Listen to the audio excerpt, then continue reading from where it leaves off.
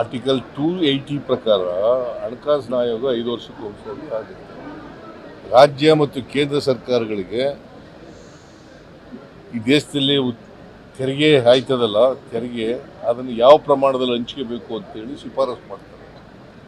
ಅದರ ಪ್ರಕಾರ ಕೇಂದ್ರ ಸರ್ಕಾರ ನಡ್ಕೋಬೇಕು. ನಿನ್ನೆ 16 ಫೈನಾನ್ಸ್ ಕಮಿಷನ್ ಅವ್ರು ಬಂದಿದ್ದರು.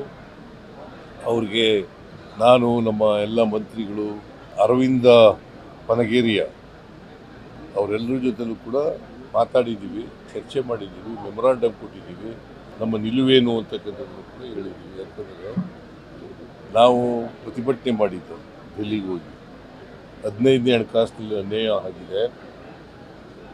11,495 ಕೋಟಿ ವಿಶೇಷ ಗ್ರ್ಯಾಂಟ್ ಕೊಡ್ತೀವಿ ಅಂತ ಹೇಳಿದ್ರು.